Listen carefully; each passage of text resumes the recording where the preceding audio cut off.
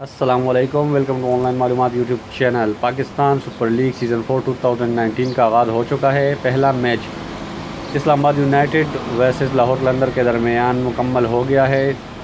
Islamabad United ने पहले toss जीतकर फील्डिंग करने का फ़ैसला किया है। लाहौर कलंदर को बैटिंग दी गई है। लाहौर कलंदर ने एक अच्छा आगाज़ किया बैटिंग के हवाले से। सुहेल अख्तर के साथ फ़खर जमान ने ओपन की। फ़खर जमान ने अपनी जारहाना बैटिंग की और 44 बॉल पर 65 रन बनाकर आउट हुए। सुहेल अख्तर ने भी बेहतरीन बैटिंग की, 37 रन की इनिंग खेली। AB डिविलियर ने भी कोशिश की अच्छी इनिंग्स खेलने की, 17 गेंदों पर 24 रन बनाए। लेकिन इस मैच में जो एक फ़ैसला किया मोहम्मद हफीज़ और कोच की जानिब से, वो थोड़ा सा मैच को लाहौर कलंदर की हाथ से वापस कर गया। एवं फ़खर जमान के आउट होने के बाद AB डिविलियर्स के साथ अगर बैटिंग पे आना चाहिए था तो हफीज़ को बैटिंग पे आना चाहिए था, क्योंकि हफीज़ इन पिचेस पर बहुत अच्छा खेलते हैं। पाकिस्तानी मतलब आपको पता है दुबई और जैसे कंट्री कंडीशन होती है हर खिलाड़ी के लिए, तो हफीज़ को आना चाहिए था तो एक अच्छा स्कोर सेटअप हो सकता, क्योंकि शुरू में लग रहा था कि लाहौर कलंदर 200 रन का टारगेट दे देगी। लेकिन जैसे जैसे मैच आगे बढ़ता रहा, विकेट गिरती रही और जो 2-3 खिलाड़ी आगे आए तो वो क्योंकि माहौल से मतलब अभी एडजस्ट नहीं कर पा रहे हैं क्रिकेट यहाँ पर, तो वो लोग मुश्किलात का शिकार थे। हफीज़ आखिर में आया, लेकिन बस वो अपनी गलती जो कर चुका था उसका अज़ाला अभी तक उसको भरना था एंड तक। जब दूसरी बैटिंग आई इस्लामाबाद यूनाइटेड की तो उन्होंने बहुत अच्छा आगाज़ किया और ख़ासकर जब राहत अली ने 3 विकेटें ली तो उस वक्त लगा कि लाहौर कलंदर के पास फिर से चांस आ गया, लेकिन लाहौर कलंदर ने उस मौके से फ़ायदा नहीं उठाया।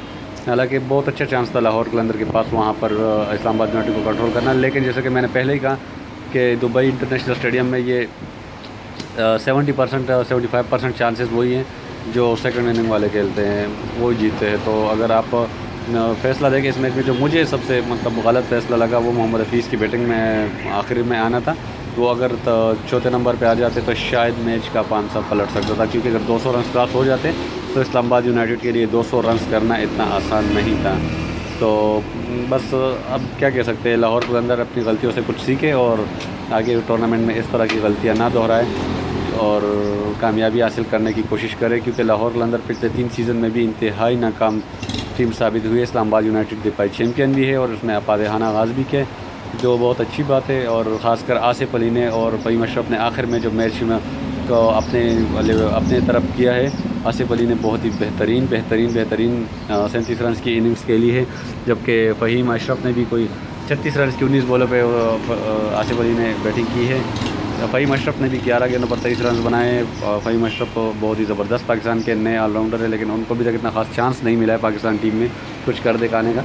तो दोस्तों, ये था पहला मैच पाकिस्तान सुपर लीग का, लाहौर कलंदर वर्सेस इस्लामाबाद यूनाइटेड, जिसकी रिपोर्ट मैंने आपको दी है। इस्लामाबाद यूनाइटेड ने 175 रन बनाए 2 गेंद पहले। ये मैच इस्लामाबाद यूनाइटेड ने अपने नाम कर लिया है और लाहौर कलंदर को इस PSL 4 में भी पहली शिकस्त का सामना करना पड़ा। दोस्तों, अगर वीडियो पसंद आई तो वीडियो को लाइक और शेयर ज़रूर कीजिएगा, और अगर आपको लगता है कि वाकई वही फैसला गलत था जो मैं कह रहा हूँ मोहम्मद हफीज़ की बैटिंग लाइन पर आने का, तो कमेंट्स में ज़रूर आगाह कीजिएगा।